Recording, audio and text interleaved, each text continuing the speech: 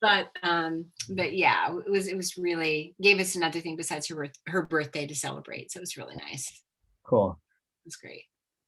Why don't we get started? Just a little bit of a community moment. I thought I'd put you into breakout rooms and you can share your name and how you, I'm curious as to how you worked with your anxiety or your energy last week of the election. Kind of curious about how that worked for you. You can talk about anything, but I thought it might be nice just to kind of connect into community and just talk to someone in a breakout room. And right now, it looks like we have 9 people. And so let's create a little breakout room here. Okay, so name and how did you manage the energy last week around the election, particularly around the Tuesday night, Wednesday adventure, the sleigh ride? All right, here goes.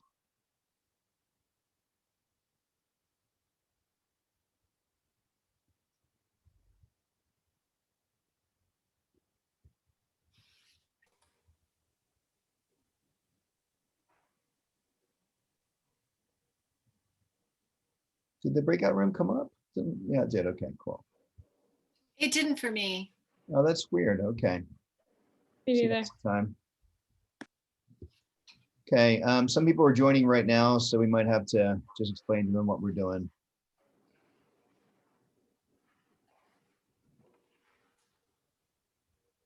Okay, Sean, I think you and I are together.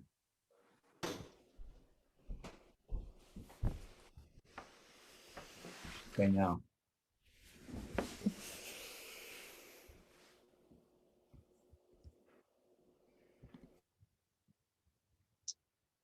Hi, Ann. Okay.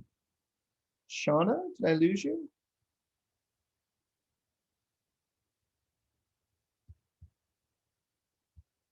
It's so bizarre. Oh, 8.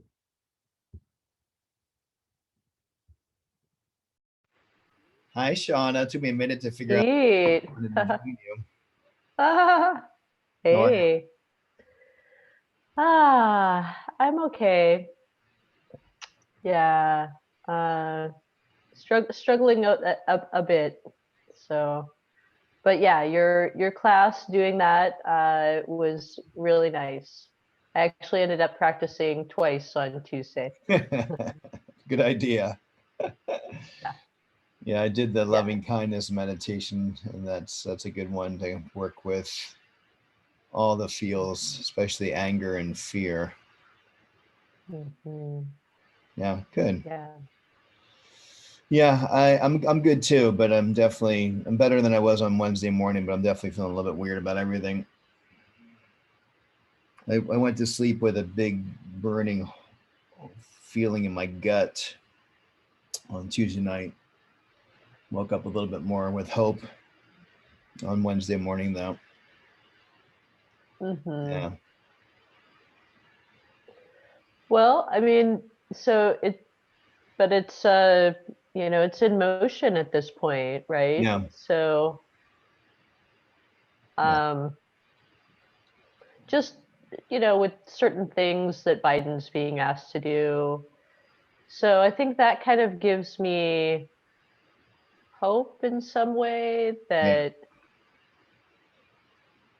the bigger, the process is just around allowing the next president in, and he clearly won by the electoral college. So Yeah. yeah, so I think that just the bigger the army around that, the better. So Yeah. Right on. Well, I'm glad to have you so here, Shauna. yeah, It's me good to too. I'm connect with really you glad for a to be here moment. as well. Yeah, you too. How is Stephanie and Quinn?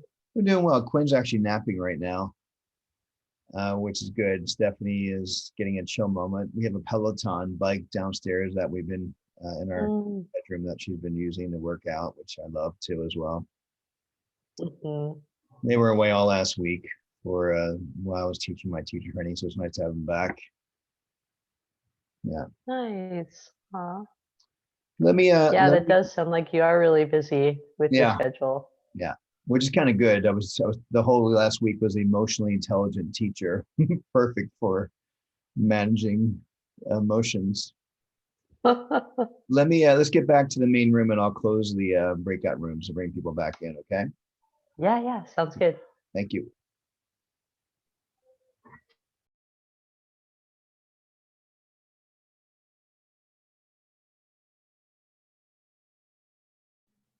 Pete, I was in with Lizzie, but she lost her feed and dropped off. So maybe she'll join us. Oh, there she is. Yeah. Hi, sorry everyone. My internet connection in the past 2 days has been rough, so I had to set up a tethering thing. Sorry about that. No worries. Yeah, I was just telling Lori that I did not do as great of a job as I kind of hoped that I would have during this past week, and in retrospect, I think just dealing with uncertainty is challenging for me, is what I've come to realize, especially saliently this week. Tuesday night, I stayed up till like probably 1 a.m. just like counting the different number of configurations of the electoral college options. And I was like, no, why? We don't need to be doing this, Lizzie. Go to bed. And I've definitely been not eating in a way that feels quite right and drinking in a way that feels quite right.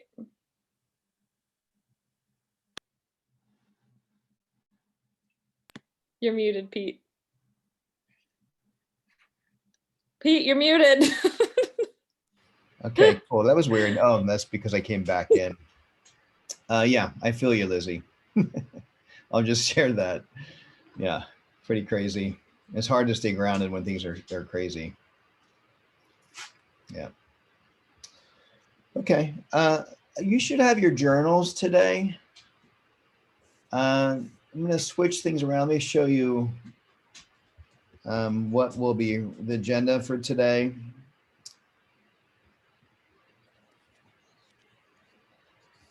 We just did the community connection. I'm going to switch around the Kapalabhati with Uddiyana Bandha toward the end if we have time. There's something called the Purush Arthas, or the Four Aims of Life, and I'm going to review those. And then we're going to talk about exploring the four aims and then do a little meditation check-in. And if we have time, we'll actually meditate today and see how things are going with that. And then any questions that might come up. So have your journal available. And let's talk about the four aims of life. This is kind of like an example of the four aims of life by Swami Chinmayananda. May your life be simple and pure so you know only beauty. May your mind be clear and quiet so you speak only of truth. May your heart be filled with love and compassion so you radiate light to all you meet. And may all you do be blessed with divine grace. Okay. If you have been with me to Esalen, I taught this at the Esalen retreat. I'm not sure if I've taught it anywhere else yet. But this is a really neat reflection, so to speak, on the human system. And this is a really nice reflection also on kind of cultivating the spiritual dimension in life. And so this is kind of been handed down, not kind of, it has been handed down from the Vedic time period. There's a time period in ancient yoga text that shared this information. And it's this understanding that the ancients believed that every human being has the inherent potential to function as an integrated whole. And these are the inherent values. The four aims of life are the inherent values of the universe. So you see this showing up in different ways. And so the four aims of life are, the first one is dharma, a purpose. And I'll review these first, and then we'll do a little journal thing. So dharma means purpose, but also has other meanings. It means truth, the right way of living. Human behavior is considered necessary for the order of things in the world. On a grander scale, it means the cosmic law or rules that created the universe from chaos. So it means truth, it means purpose. Those are the two main things to look at it, but it also means the fundamental responsibilities that we all have on life. So obligations, for example, my part of my dharma and purpose is to be a good parent. And as adult children, right? I turned 52 this year. My parents are getting older. I'm starting to notice some health issues. I have a responsibility to support my elderly parents. I also have a responsibility to be a good husband to my wife. And like as a yoga teacher, I also have a responsibility to you. I'm in service to you in some ways. And these responsibilities must be fulfilled, and they constitute a personal dharma from which there is no honorable escape. Okay. So on an individual level, also, we're thinking of the dharma as your true purpose in life. So that is what we'll be reviewing in a moment. Okay. Dharma is kind of the highest ideal of the four aims of life. When we connect into dharma, that brings stability and order, a life that is lawful and harmonious, and to be virtuous. And so this is actually, a lot of this stuff is taken from the Bhagavad Gita. And the Bhagavad Gita, some of you read, is an ancient storyline. And it primarily has to do with Arjuna finding his purpose, knowing that he's a warrior, and he has to go to fight against his relatives, which is a big family feud that's happening in this ancient text. And they're not, by the way, it might be mythical, it might be true, but in this ancient storyline, the families are feuding, and he has to fight against his cousins and his uncles, and he's concerned about his path. And Krishna comes in the form of this charioteer. Krishna is a god, and tells him that you have to follow your path. This is your dharma, to be a warrior. So Bhagavad Gita also says, better your own dharma, though imperfect, than a dharma of another done perfectly. I'm not sure if you read, one of the ways you can check this out is, shit, I'm kind of blanking on the name. Don Miguel Ruiz, the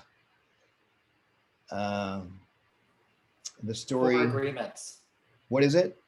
The Four Agreements? No, then I must be missing up the book. It might be the other guy. Paul You're thinking of Coelho. Rod Stryker's The Four Desires. No, that's one of them. Paul Coelho wrote the book, The Alchemy. Oh, yeah. What is it? The Alchemist. The Alchemist. Thank you so much.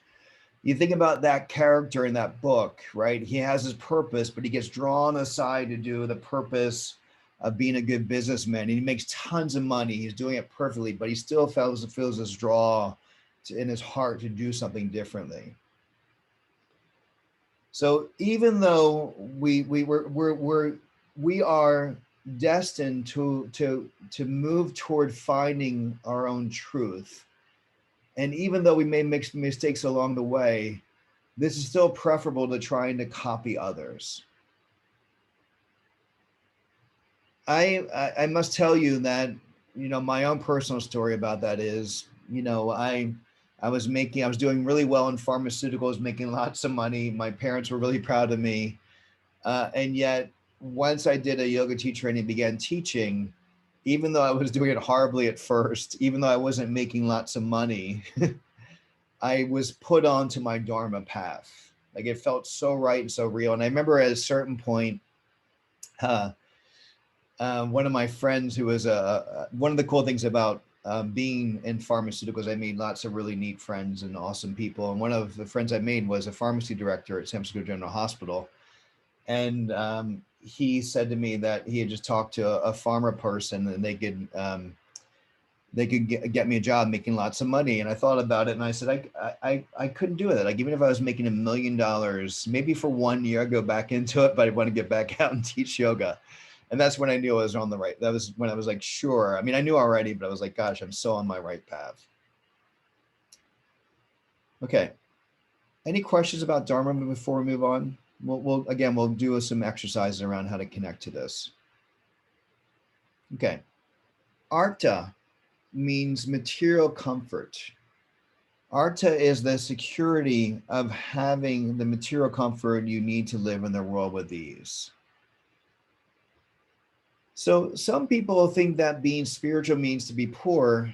And so this is this recognition that Artha is not about rejecting the world, but being content with the things you own. And it is to live skillfully in the world of material objects that exist for your benefit. So if you think about like the basic human dignity is to have enough assets to live on and care for your family without hoarding or being greedy.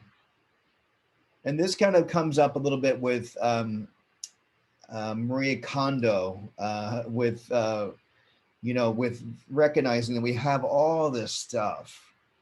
And then, we can ask these questions about Artha is like, what is truly valuable? What does this bring me joy is the way Marie Kondo presents it. So it is living with just enough means to support yourself, not hoarding, not being greedy. It's about safety. It's about having a house that you want to live in. It's about a foundation of living. And I think it's helpful to actually look at these universal truths with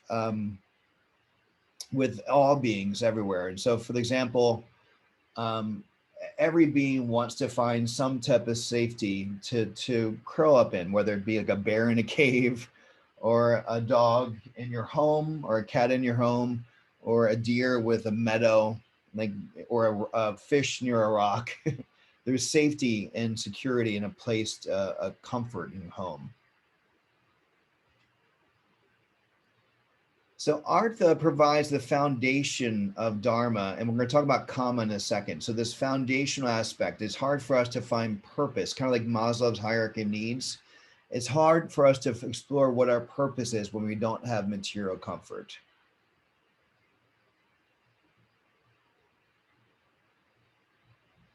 Okay, next thing is Kama. Kama Sutra is the way that most of us think about this. That's how most of us have been interested in the word Kama, but it's the desire for pleasure. It's what drives human behavior. A life without pleasure and enjoyment is hollow and empty. I want to say that again. A life without pleasure is hollow and empty. And part of this reflection is, I think about this actually quite a bit right now. Like, many of us have been stuck in home. We're disconnected from our family, which brings us big pleasure. And, or maybe traveling brings us pleasure. I've traveled with a lot of you, either on retreats and to different countries. And so Kama relates to the pleasure that we can cultivate in life, and recognizing that now there might be some challenges to find pleasure in life, and we have to kind of be more creative about how we can find pleasure. So Kama relates to the pleasure, which can be sensuality, but it can also be art, music, beauty, love, intimacy, affection, fellowship, and kindness. It's what brings a sense of delight to your life. And so, like, just a really simple example for me, one of the great pleasures I'm cultivating when I'm kind of been shifting away from going to concerts, having a drink with my friends at the beer garden, right? Being connected to you, being in my community. One of the ways I've been kind of working with that is taking pleasure out of witnessing Quinn and noticing her sense of delight. So Dharma, this right kind of pleasure leads you toward your Dharma and helps you fulfill with passion. Kama is good and necessary when it exists to support Dharma and becomes part of this richness of life.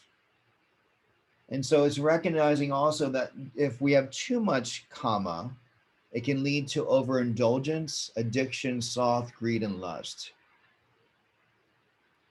And so one of the questions you might ask when you're reflecting in a moment on kama and reflect on pleasure, are my pleasures aligned with my life's purpose? Are my pleasures aligned with my life's purpose? Okay. Any questions about kama before we move on? If you're chatting, I can't see you. So if you want to talk up into the microphone. Okay. The last one here, last 4 aims of life is moksha. And moksha is when you live your dharma and you're fully supported by your artha and kama. Moksha, or freedom or liberation, dawns. Moksha is your true nature. It is who you really are. It includes emancipation, liberation, freedom from the cycle of death and rebirth. That's kind of like the enlightenment part of it. Freedom from ignorance, self-realization and knowledge. The removal of obstacles to an unrestricted life. So such realization, this moksha or liberation, comes from self-knowledge and self-discipline. And, this is kind of what we've been doing this whole 40 days, right? It's like self-discipline. Okay, I know that I'm bound to my eating habits or my drinking habits. And I know that they're blocking me in some ways from my meditation practice in the morning, from my purpose, from my dharma. And so it's recognizing that certain things are getting in our way that prevent us from creating freedom and liberation, right? We're bound to certain things. And I'll take that a step further. Some of us are kind of bound to relationships that we have in an unhealthy way. It's like there's a term called Shenpa, SHENPA. That's a Buddhist term. I'm not sure if it's Sanskrit or Pali. It's one of the ancient languages, but it's the hook or the trigger that certain people might have in us that might trigger us. And as a consequence, they might be preventing us from following our path. And so reflecting on that, kind of like what relationships you have that are kind of weighing you down, that are not benefiting, they're not supporting you on your path. And maybe that might be like thinking about kind of like for Dharma, for example. What relationships are keeping you from following your Dharma? Are they fear? Are they expectations from your family and your society? And maybe it's religious ethics that were shared with you that might not necessarily resonate with you anymore. So liberation, moksha. Okay. Any questions about that?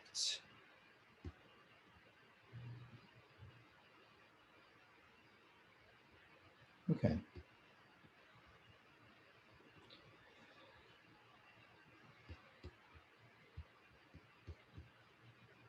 Let's shift it up and start asking these questions. I think it's worthwhile, though, for me to teach you a little meditation so you can You can drop in a little bit. When I ask these questions, you're kind of talking, you're connecting to your intuition. So I'm going to take you through some questions that can support the Dharma and purpose, Artha and Kama and Moksha, and reflect on your life. And a suggestion is over the past week, but I would say over the past few months, and reflecting on kind of where you might need to amp it up a little bit and focus on different parts of your the four aims. Okay, and so if you can, come into a comfortable seat with your journal available to you, and hopefully you can still hear me. I'm going to bring off the slide for a moment. And this, what I'm going to teach you is something called Brahmari, which some of you have done with me. I often do this in, let me just get out of something real quick. Just popped up on my feed. I often teach this with the chakra for life decision process. So if you've been with me on my training, you've done this with me before for a New Year's retreat. And so we're going to take our hands on a moment and place them on the crown of the head and go through the different chakras. And chakras, for those of you who don't know, chakras mean wheel, and they are part of the energetic body that were from ancient yoga text. But what I'm getting ready to share with you now is more of a Western approach to the chakras with the different archetypes. So we're kind of buzzing up, for example, if we place our hands on the top of our head, it's about connecting into our spiritual connection and our path from a spiritual approach. When we place our hands, for example, on our heart, it's about connecting to our heart and our courage to walk the path of maybe our Dharma. Okay. So in a moment, I'll have you place your hands on the head and we'll go through the different 7 chakras. And if you can, you're starting to learn how to quiet your mind and get connected more into your intuition and what the chakras represent from a Western approach. Okay. The way we do Brahmari, if you've never done Brahmari before, it's kind of fun. It sounds like a bee buzzing breath. So it sounds like this.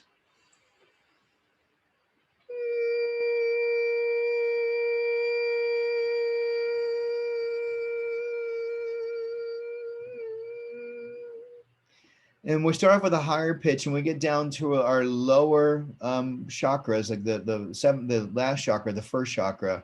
It goes into a lower pitch, like okay. All right, want to try this? It'll be lots of fun. Okay, place the hands up onto the crown of the head. Take some feeling breaths here and breathe deeply. Start to feel the crown of the head. So the 7th chakra is the place of our connection to our spiritual path. Crown of the head, the skull. It's where we begin to get our visions, maybe about what our life wants to be. Okay. Take a buzzy breath. It's about a connection to our divine self. Take a buzzy breath.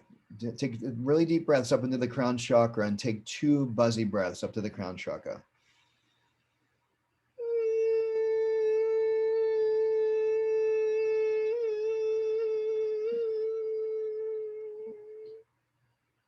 Good. Another breath, deep inhale, and buzz it up.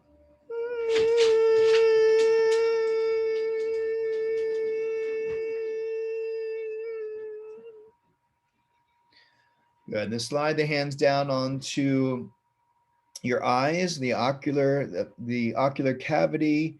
You can place your thumbs on your ears. Just don't press them too hard so you can't hear me. Good. And this is our third eye, right? This is a place of intuition. Kind of connects into the overseer of the crown chakra. Place of seeing clearly, right? Also with hearing clearly as well, right? Good communication. Not from the perspective of sharing, that's the next chakra, but it's more about actually listening intently. Okay, so deep inhale and buzz up the 6th chakra.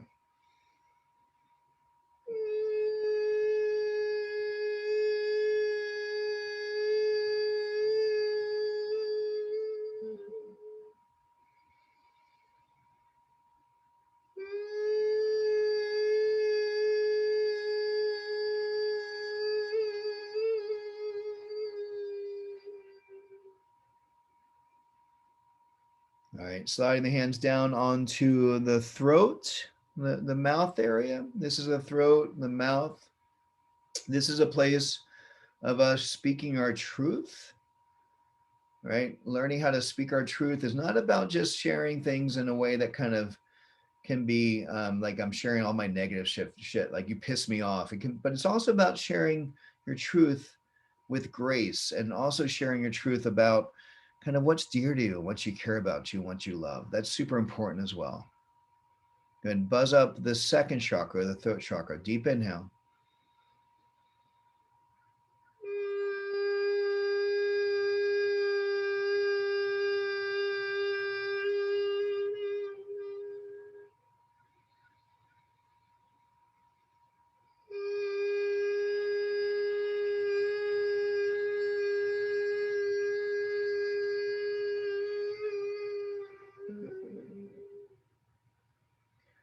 Good. Then slide the hands a little bit lower down onto the heart.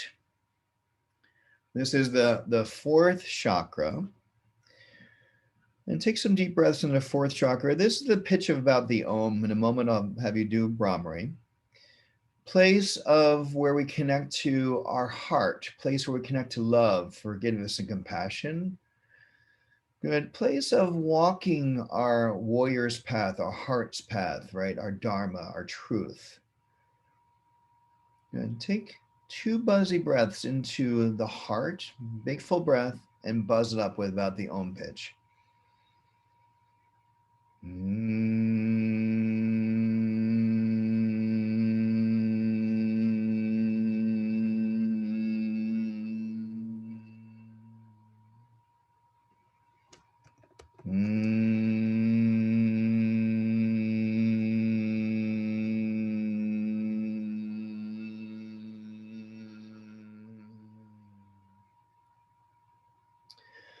Good. Slide the hands a little bit lower down onto the third chakra. This is kind of the solar plexus area, the upper abdomen, stomach, diaphragm area. And the back of the body is the kidneys and adrenal glands. This is where information collects. Like, for example, when someone might attack you personally, you feel it like a blow to the belly. And it's interesting. This is where I felt were the election results happening on Tuesday night. When I went to bed, I felt like a really kind of searing pit in my stomach. It was the upper stomach. Good. Take 2 buzzy breaths. Feel of reaching into your organs with your inhale, and on an exhale, buzz up your organ ring with 2 buzzy breaths. Deep inhale.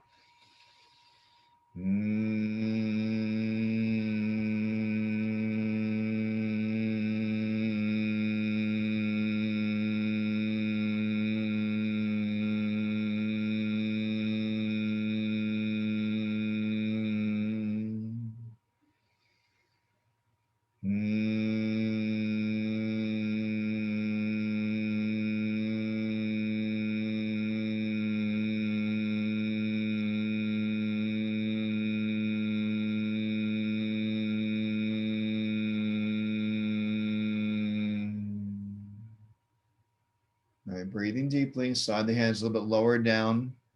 The lower abdomen area, the navel. This is the sexual organs area.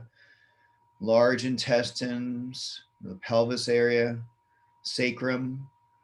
This is the place of discerning the difference between nutrients and shit.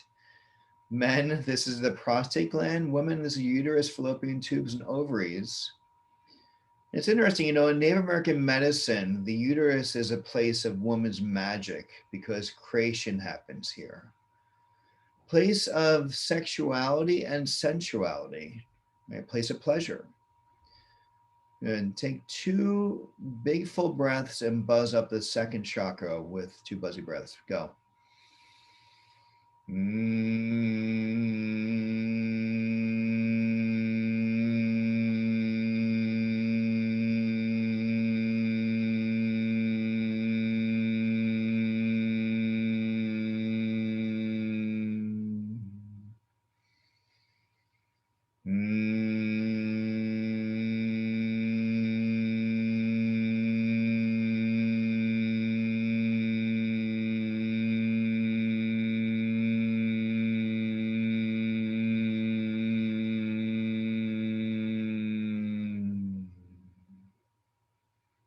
Breathing deeply. Slide the hands down onto the pelvic floor. This is the perineum area, the base of spine, rectum, bottom of the colon, pelvic bowl. This is the place of familial and tribal identity, place of safety and security, kind of goes along well with Arta, your life force,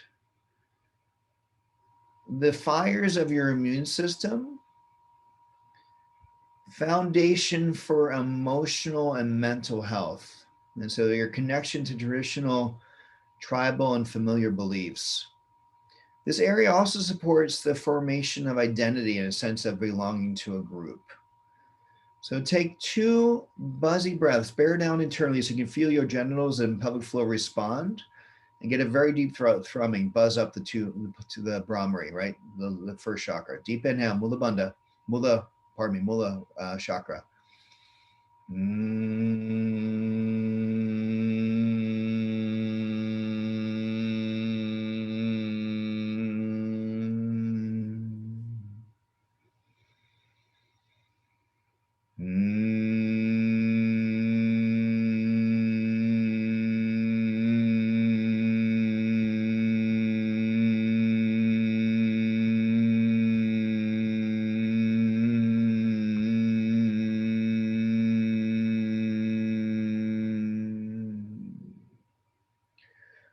Good. Then slide one hand on the heart, one hand on the belly, and breathe deeply here.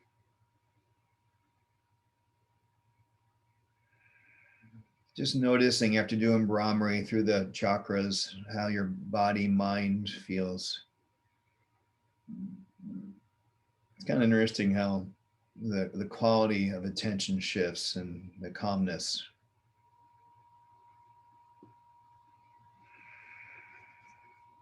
Okay. Then open the eyes. Looking up at the screen, keep this quality of attention, and let's start moving through some questioning. So the idea here is to reflect on the past week about Dharma in this case, but it could be over the past month or just reflecting a little bit longer back if you need to reflect on this, okay? So first question, and I'll give you about a minute and a half to answer each question so we can go through these questions pretty fast. And then you can always leave a space if you need to, okay? So I'll time us.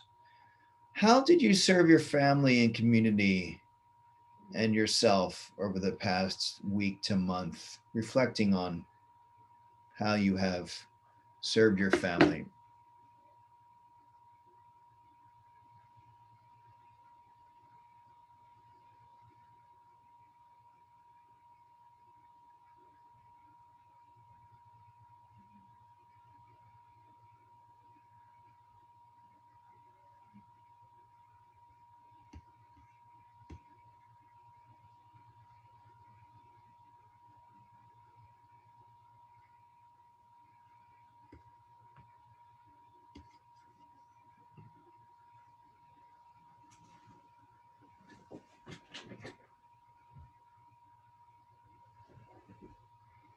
By the way, if you need to move around to support your body, please do.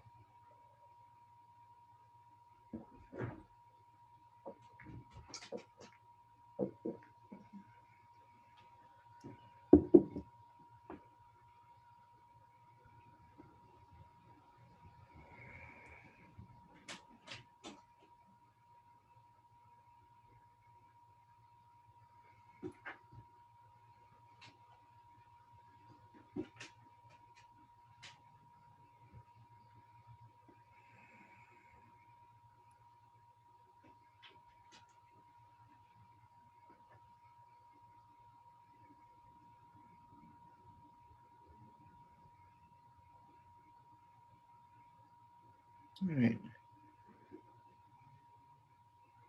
Finishing up over the next few moments. Again, you can leave space to fill in later if you like to reflect on how you served your family, your community, and yourself.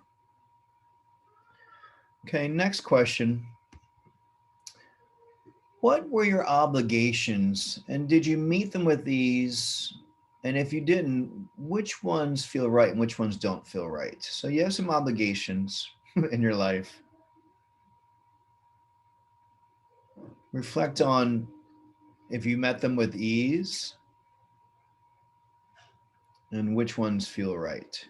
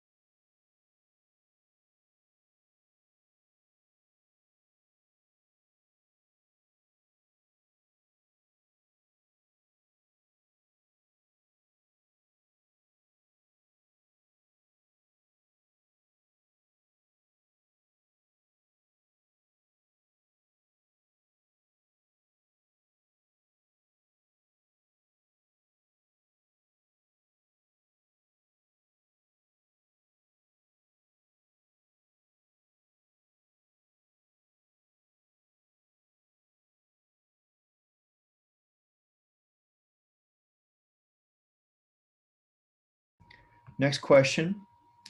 What ethical tests did you face and how did you deal with them over the past week or month?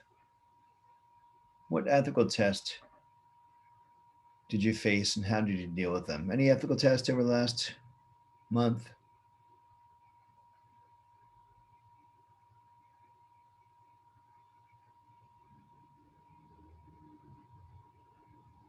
That might take a little reflection.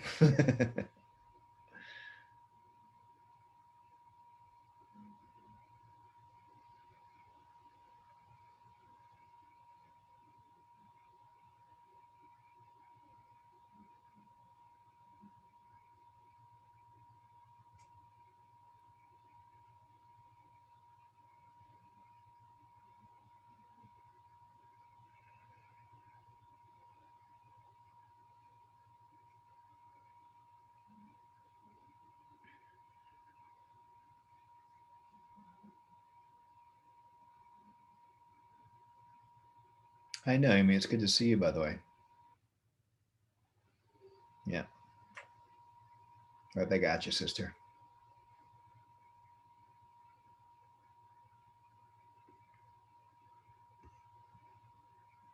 Okay. Leave a little space if you need to. If you know your purpose, what is your purpose? And then if you don't know your purpose, reflect on how you can serve. Are you on the path for good and how can you best serve the world around you? So that's a really good for me, it feels like one of the attributes of me teaching yoga is being of service. And that feels like a good reflection on your dharma, your purpose.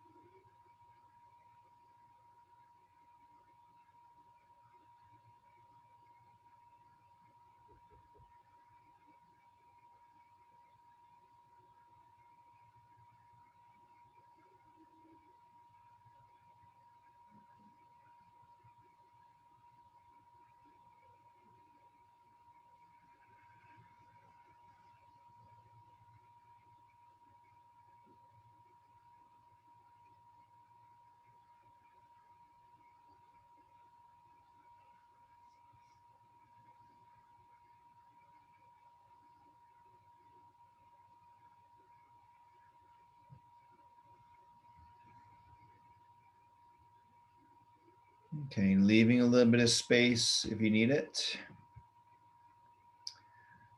This goes along with purpose. I'm just gonna kind of go to the next one. Pardon me. When I'm serving the highest good, what am I doing? I'm gonna put you on mute.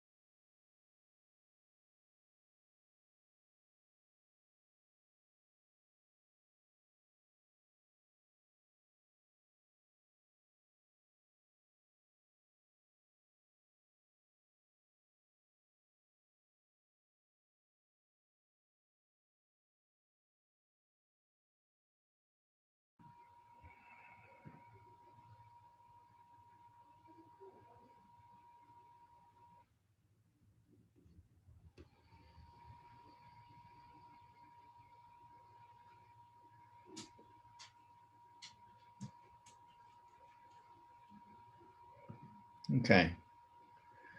So this is always a good question, kind of to reflect on. Like, there's people in your life that represent the highest good. Like Martin Luther King is that kind of person for me, but anyone you know that is living dharmic living, the paragon of dharmic living, right? Like Mother Teresa, your grandmother, it could be anybody when you reflect on how they might live in their life.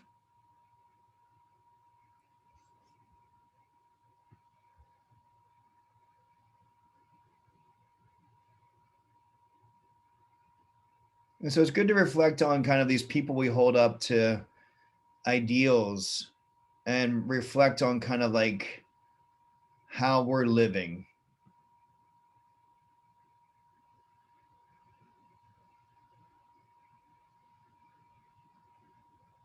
I actually use Martin Luther King as a reference point on a lot of things I choose to do. It's interesting.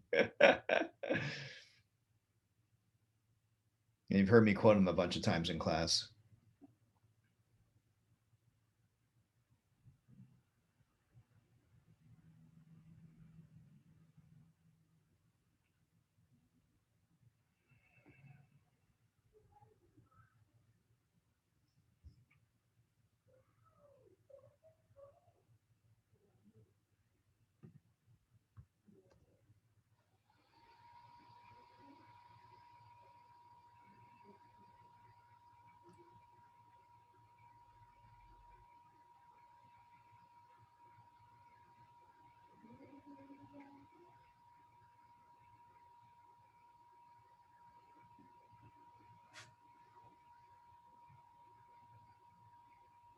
Okay, and then you can leave a little bit of space there, but there's two lists I'd like you to make.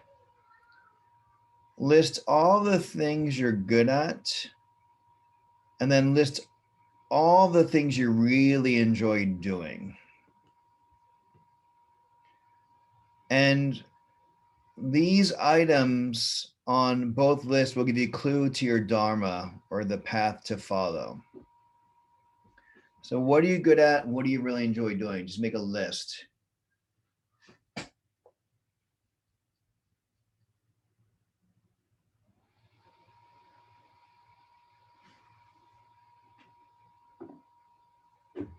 I'll be right back to get some, I'm gonna get some more water.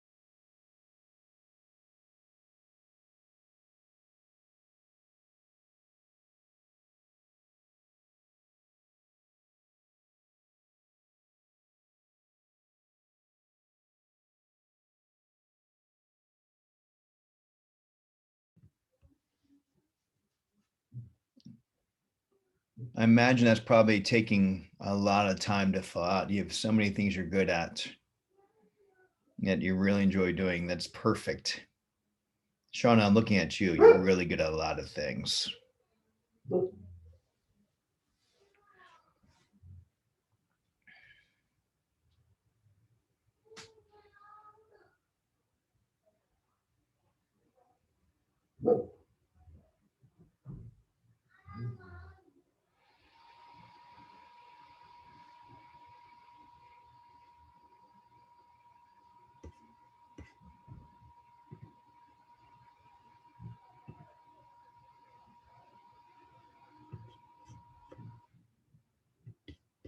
Okay.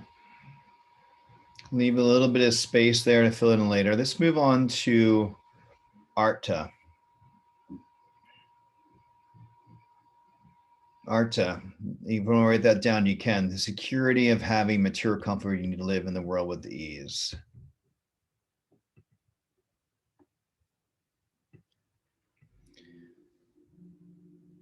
Knowing my Dharma, or if you have some inkling of your Dharma, what do you need to play your role in the world? So, you know, part of part of my Dharma is bringing people on yoga retreats, and I one of the things I have is actually a trailer that stores all of my equipment for my yoga retreats in there. So that's a way to kind of think about kind of what you need to support in your world. So Artha in some ways supports the Dharma.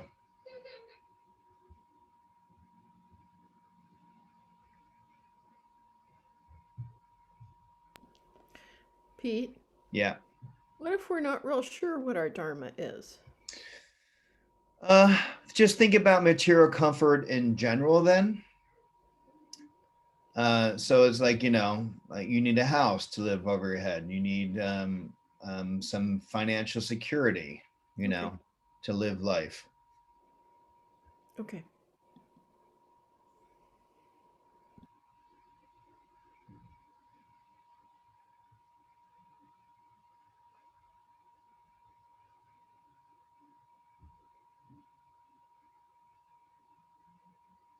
I mean, like an example I have, like I'm planning on building a little yoga studio space in my backyard so that I can teach privates if I want to. And I can also have, I can do video stuff, and then I'm kind of removed and creating space for my family. So I'm not in their space all the time with what I'm doing.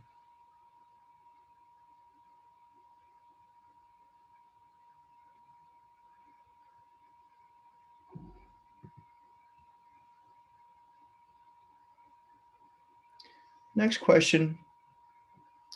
What did you do this week for the sake of your livelihood?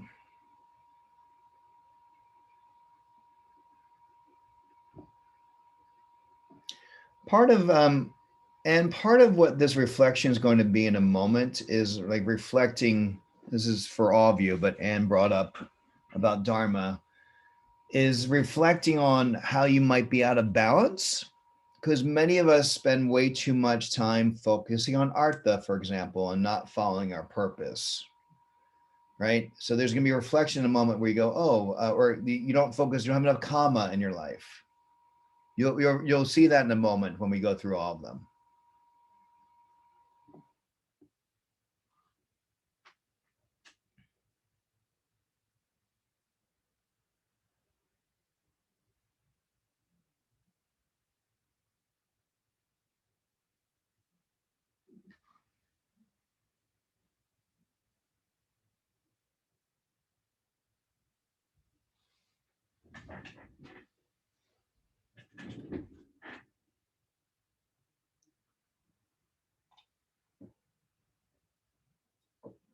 Mm.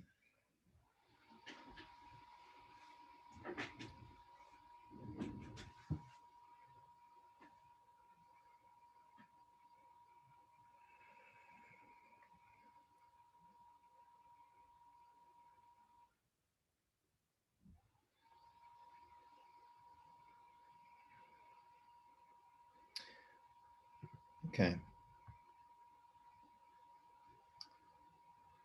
What did you do to maintain your health this past week?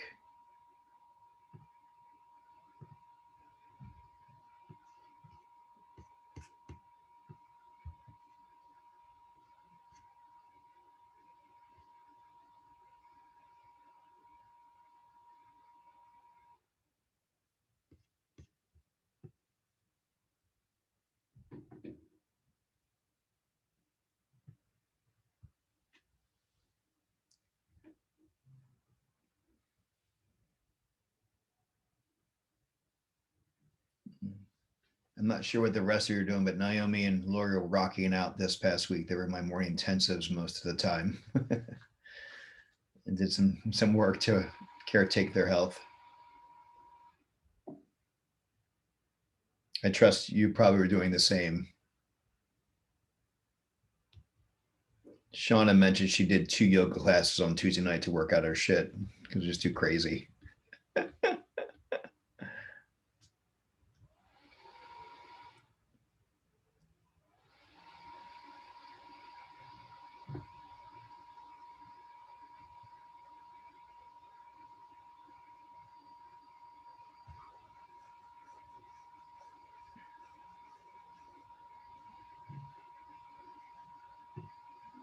Okay, next question. What did you need to support yourself this past week? Did you have it or did you get it?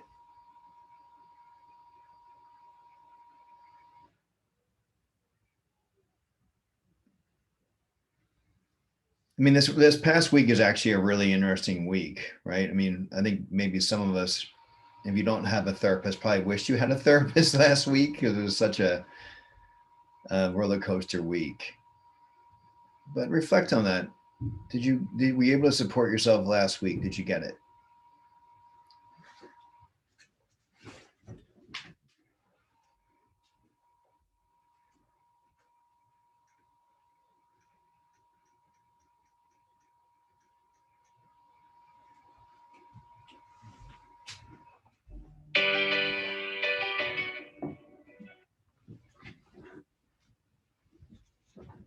That was my timer, but that was a little bit from last time.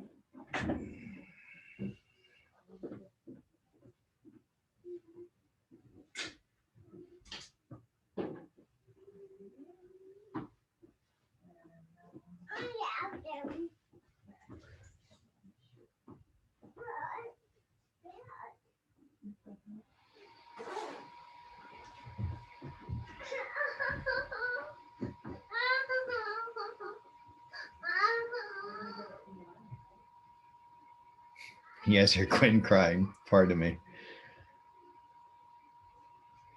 All right, next question. What do you see as truly valuable? Where do you place value?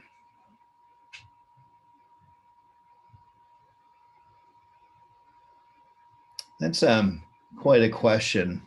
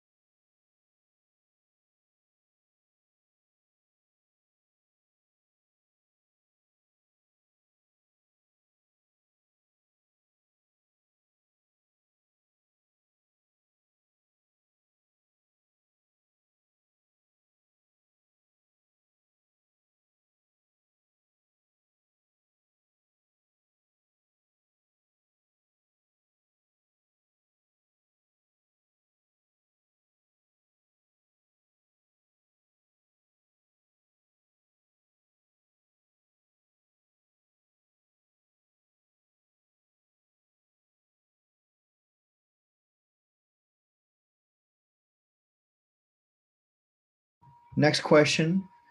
do you have enough?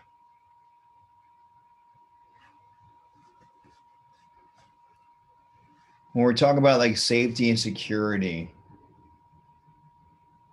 do you have enough?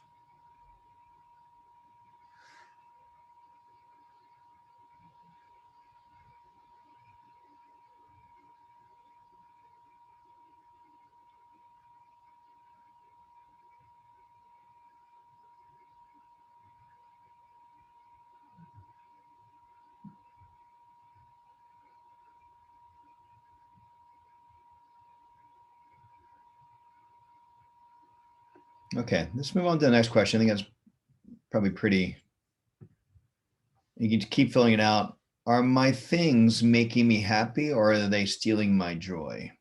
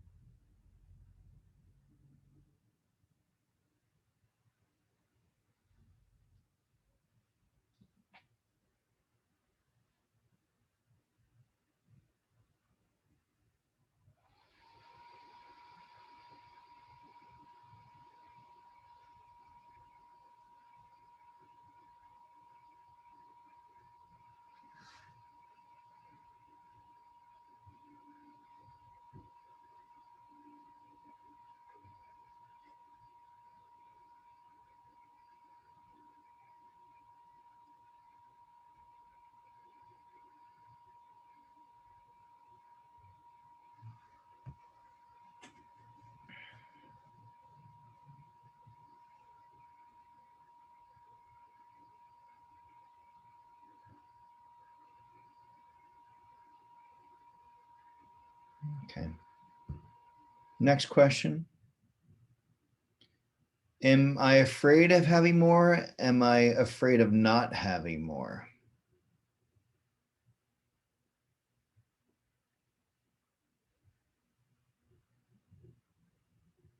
This is kind of there's a lot of these questions are kind of some depth to them, right? It's reflecting on, is money coming to you effortlessly or are you afraid of it? Is there something blocking you?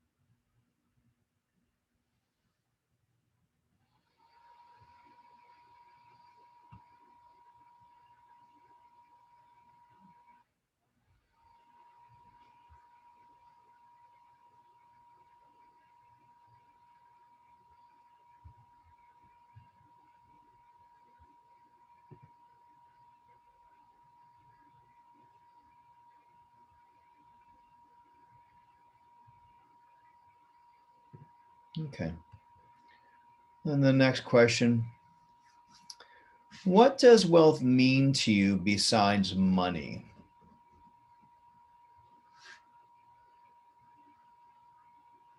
What does wealth mean to you besides money?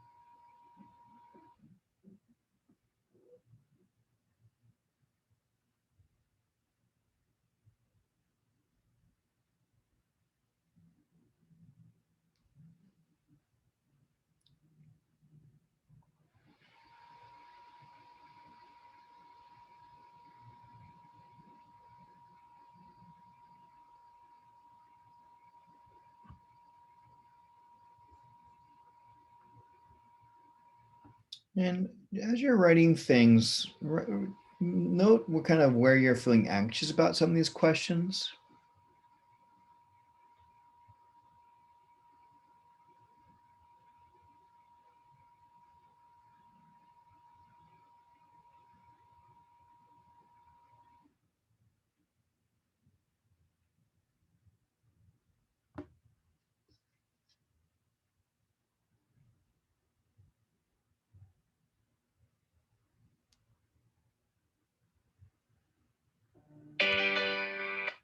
Okay. Finishing up with Arta, let's move on to karma. Forms of life, karma. Again, karma is the desire and pleasure. For pleasure is what drives human behavior, and life without pleasure and enjoyment is hollow and empty.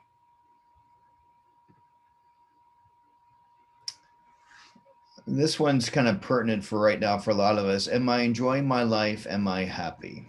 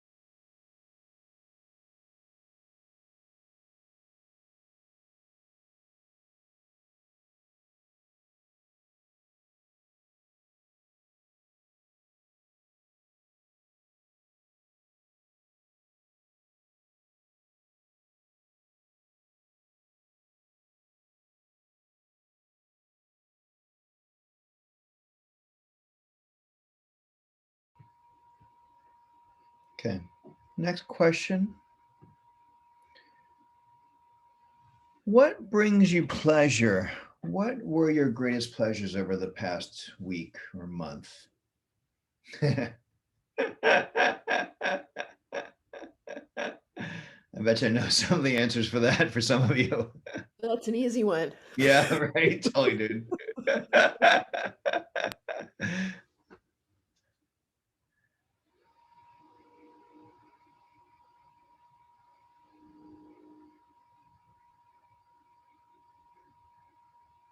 And I think right on, I agree with you. And it might be good to reflect on um, obviously things outside of certain person losing the election.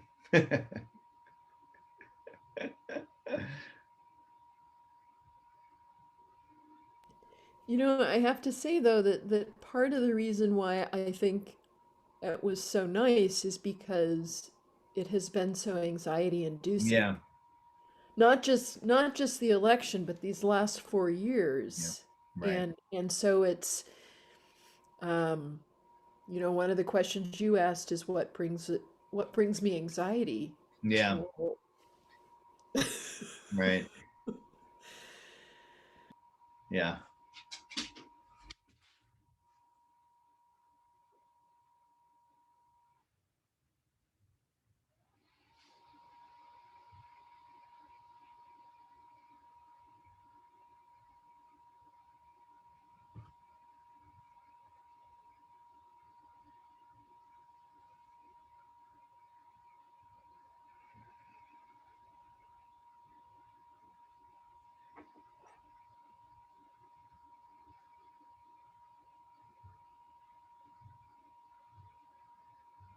Okay. Next question. You can leave a little space if you need to. What do you most desire, and what were your strongest desires? Yeah, you're doing the cleanse. That should be an interesting conversation for yourself over the past week, right?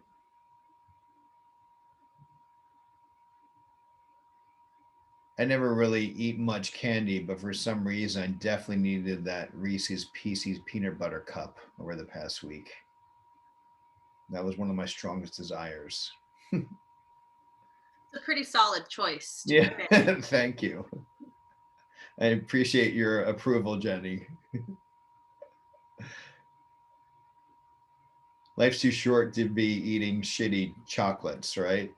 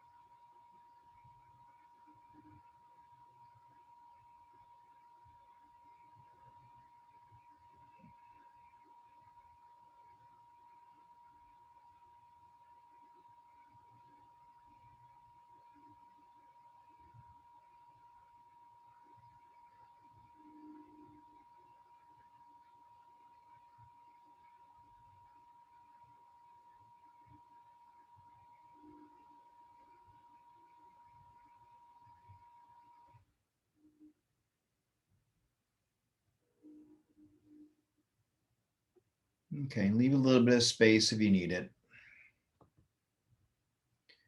Are your pleasures aligned with your life's purpose? If you have a life's purpose, are they aligned with it?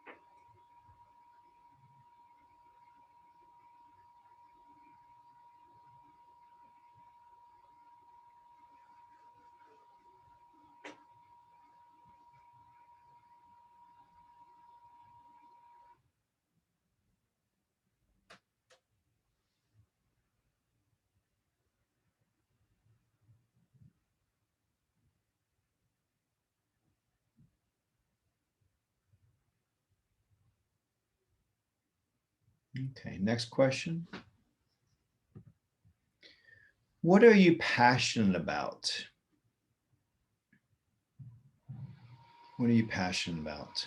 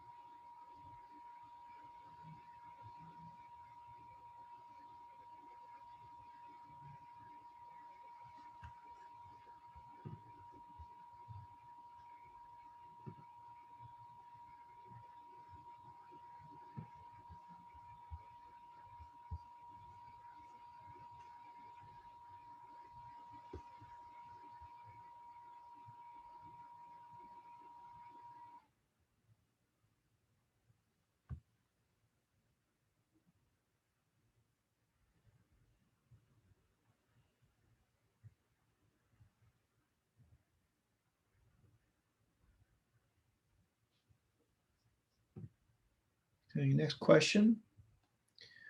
What do you care about?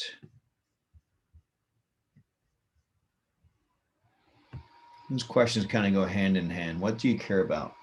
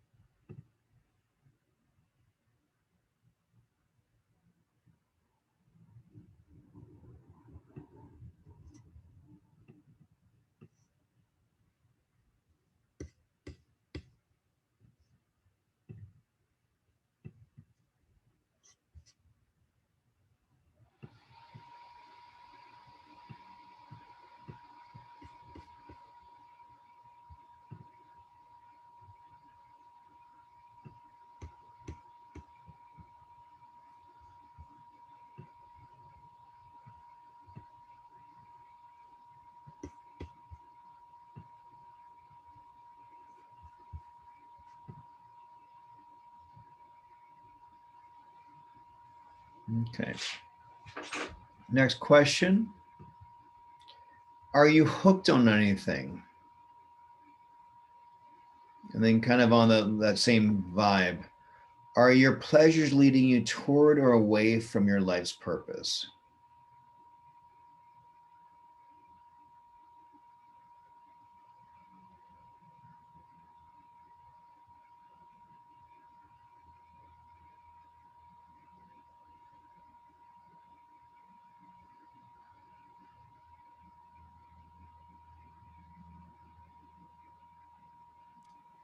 Pete, Yeah. what does that mean? Am I hooked on anything? Like, do you have a pleasure thing that maybe you're kind of addicted to?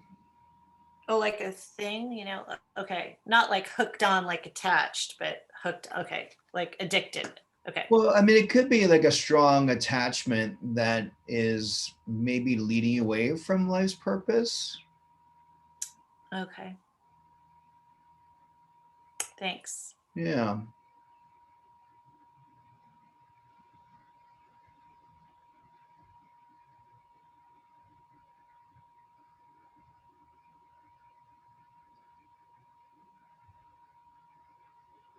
I'm reflecting on when I began teaching, I had this kind of vision of traveling all around the world and teaching, which would be fulfill my life's purpose. But I also had a lot of pleasure in it. But I also had obligations to be a good partner to Stephanie, and I also had obligations to my community. And so there's a reflection at that point where, like, yeah, this brings me pleasure, but it's in some ways leading me away from my dharma responsibility stuff.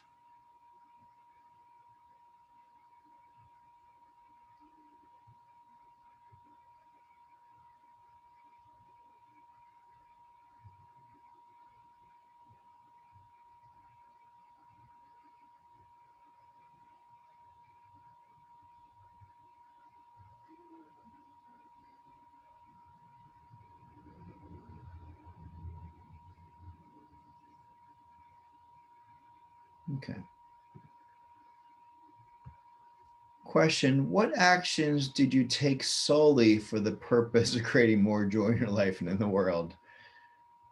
Now, if you heard what I said, but on Saturday morning, after done teaching my morning intensive, I walked outside with a Tibetan bowl and yelled and screamed. That brought me lots of pleasure. And woohoo!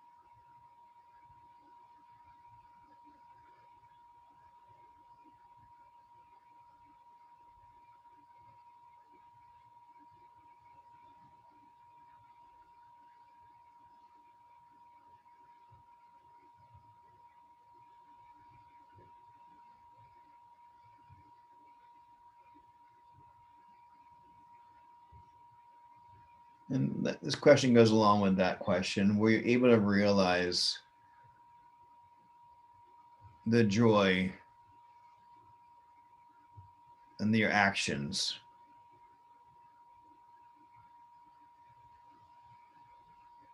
The actions that you took to create more joy in the world, were you able to realize that? Or is it a long purpose joy or pleasure? Give me a few more moments with that one.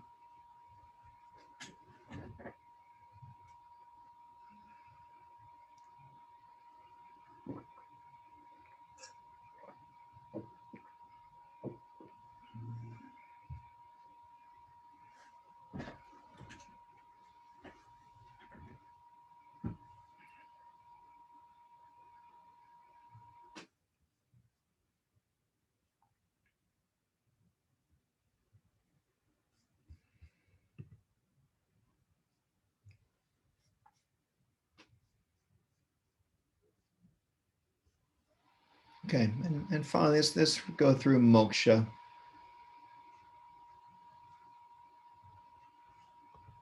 Again, a moksha is emancipation, freedom, and liberation. And if you think about moksha, anything that kind of brings you toward freedom include yoga, meditation, prayer, chanting, spiritual reading, connecting to nature, self-inquiry. And so first question is, what are you doing to free yourself from activities and perceptions that make you unhappy?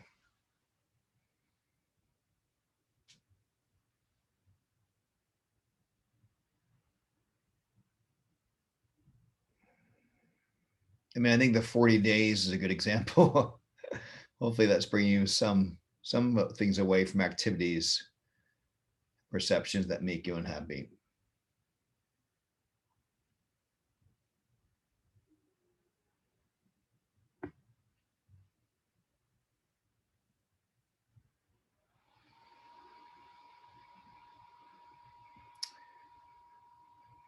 Lori, I got this from a Sally Kempton, and I kind of moved them and shipped them to be my own stuff.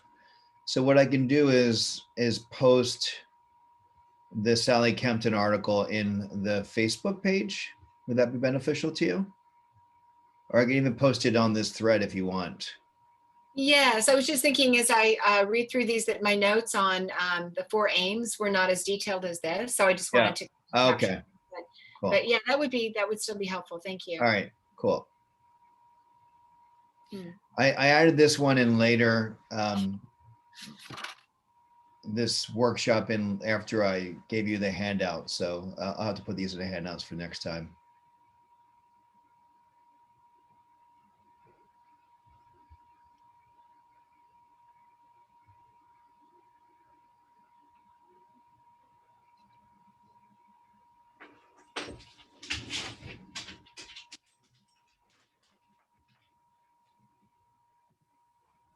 Okay, next question.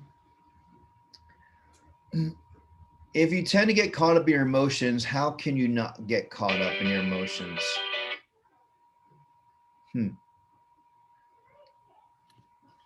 This is actually one of the tenets of my teaching, primary teaching is like, feel the emotions.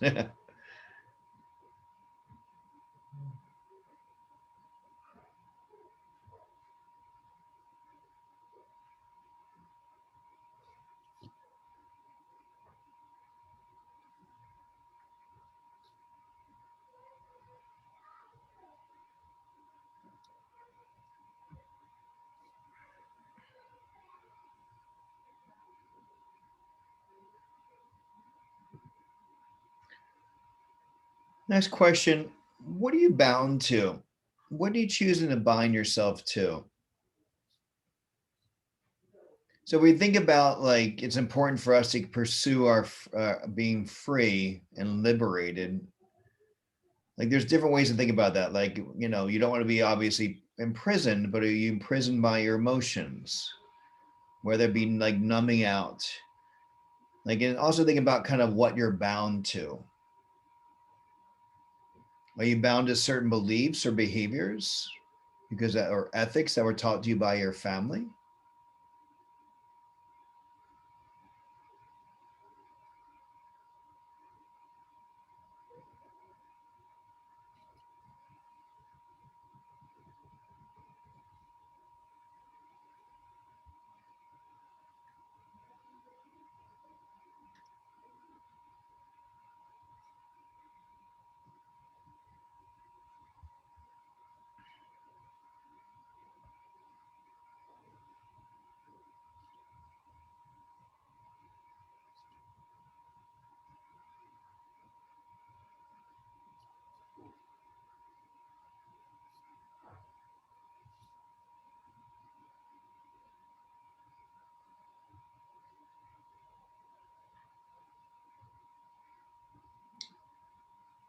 This next question, do I feel trapped? Do you feel trapped?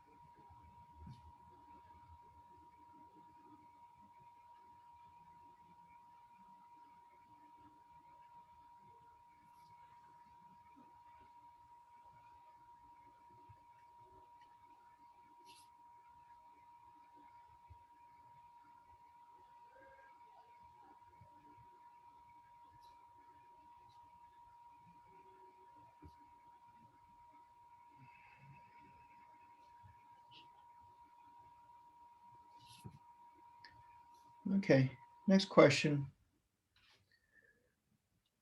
So one of the things you can track, this is a way for us to bind ourselves to others, is when we are blaming ourselves or others about things. Not to say that people don't necessarily need blame, but what I think happens is, for me at least, is if I'm getting angry to someone, I'm kind of pulled out of my center and kind of being that person in some ways taking my power. So if you're going to blame someone, how do you work with it?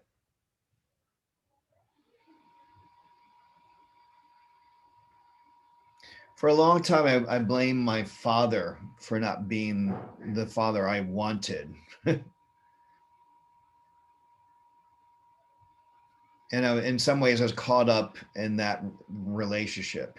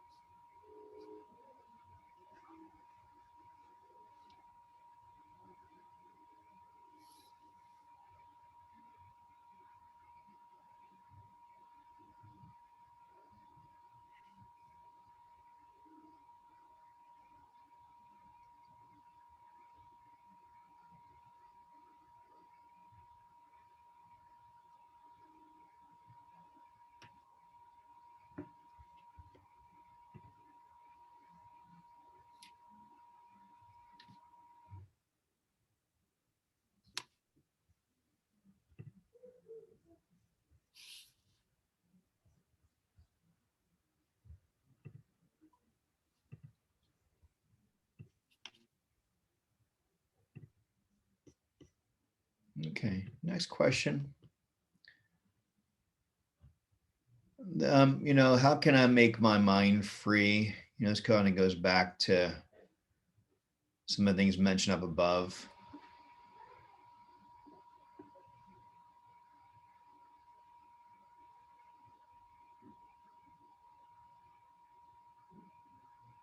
Feeling the need to refine these questions a little bit better than I did the first time. I'm bound to these questions.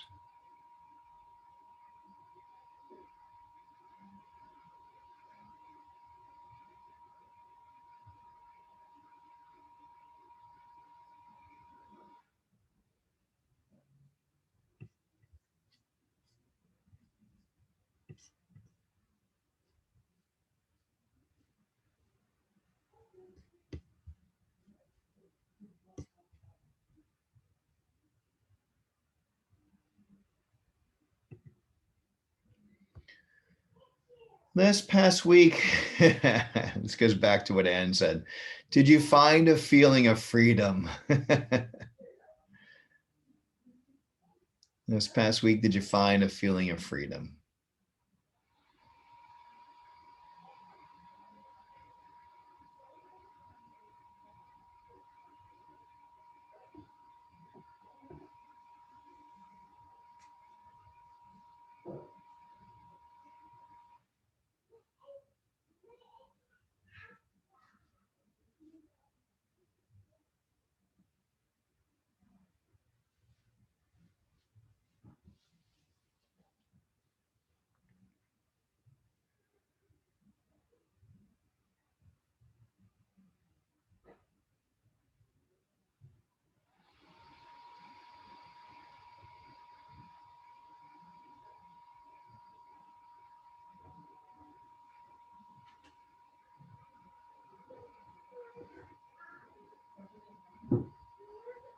Okay, next question. Which areas of your life feel constricted or burdened? Which areas of your life feel constricted or burdened?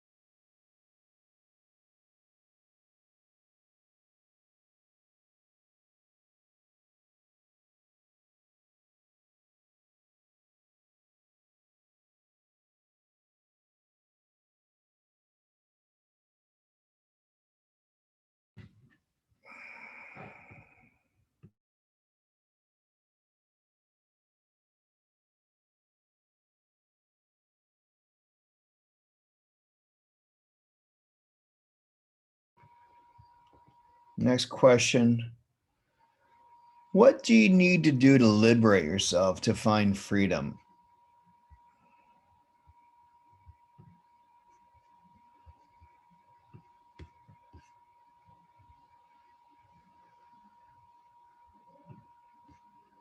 What do you need to do to liberate yourself to find freedom?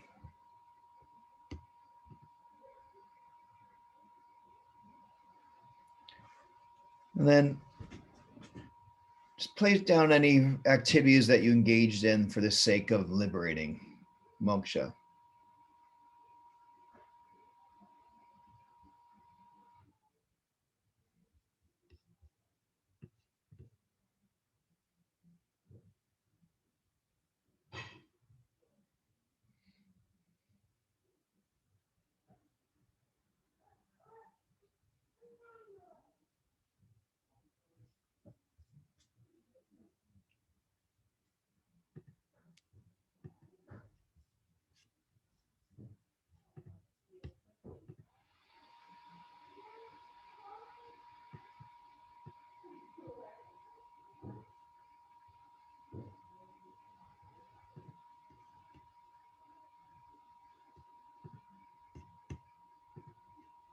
All right. Then once we're done answering all those questions, we kind of have to come up with a game plan.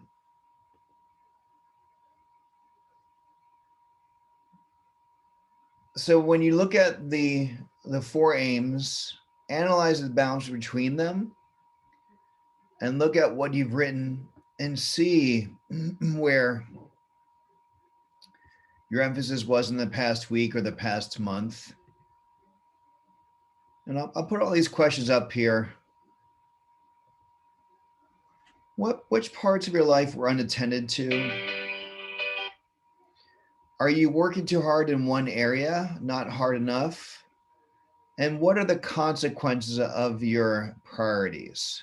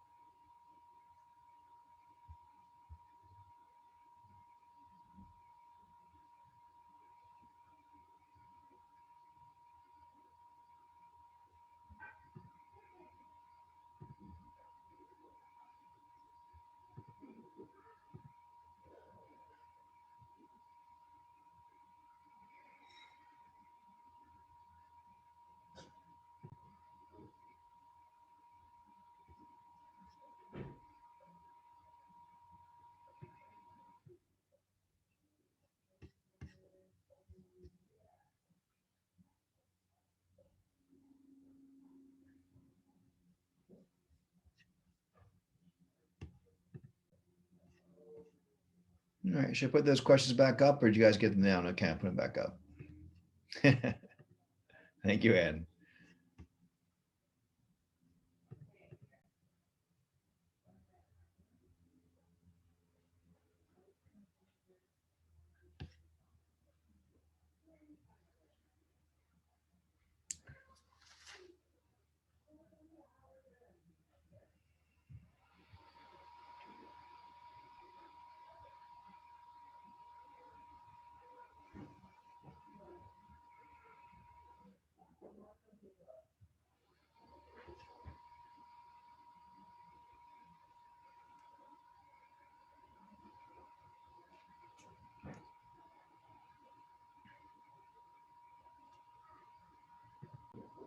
Okay.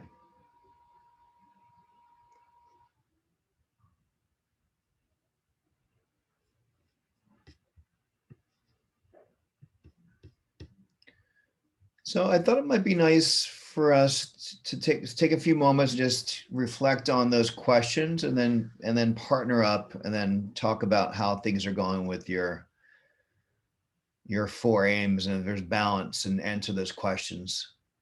Are you working too hard in one area, not hard enough? What are the consequences of your priorities?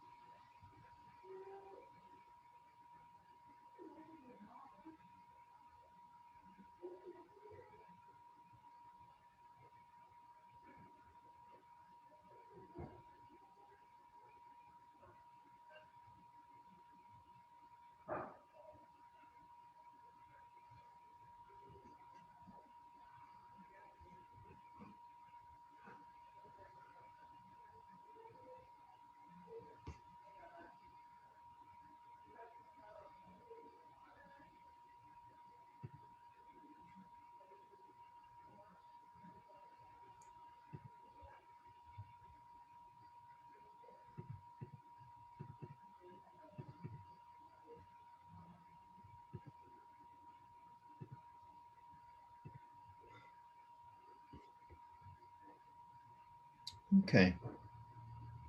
So I'm going to break you out into a room, give you about 5 minutes each to share. I'll let you know we're about halfway through. That'll pretty much take us to the end of the workshop. So I'm going to partner you up randomly with people. And Jenny and Naomi, I'll put you guys, you ladies, pardon me, in the room together, the three of you. Okay, so just manage the timing from that perspective, please, as best you can. Okay.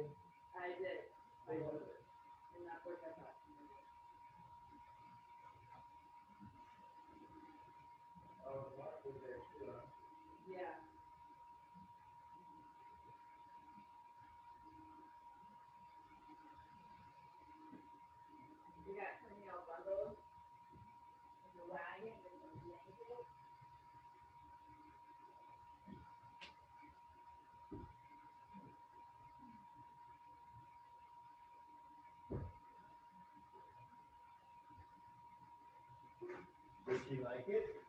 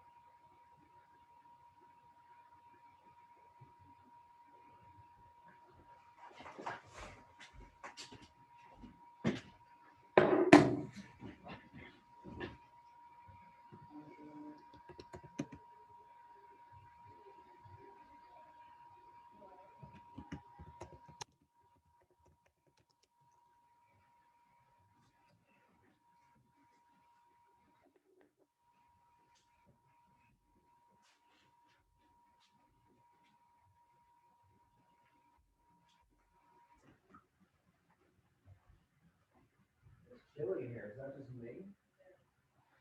Yeah, I'm not even chilly. Or you warm?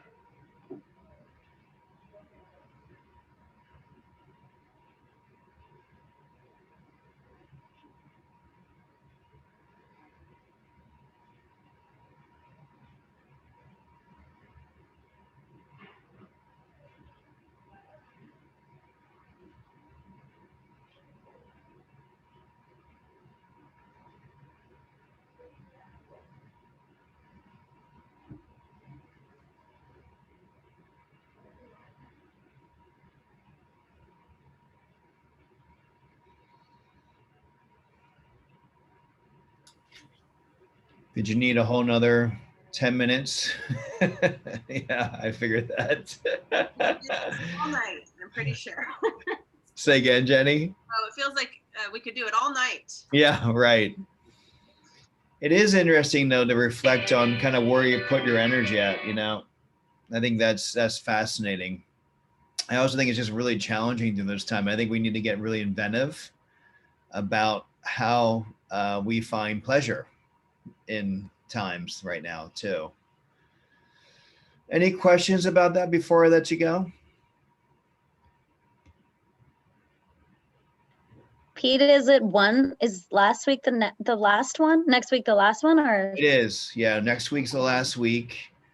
We will be doing a loving kindness meditation. I'll talk for a few moments about how to keep on the meditation train, if you're even on the meditation train. But I'll give you some suggestions. And then we'll do a little, I'll call on the 4 directions again, and then we'll do a little closing gratitude circle. And might be a little bit less than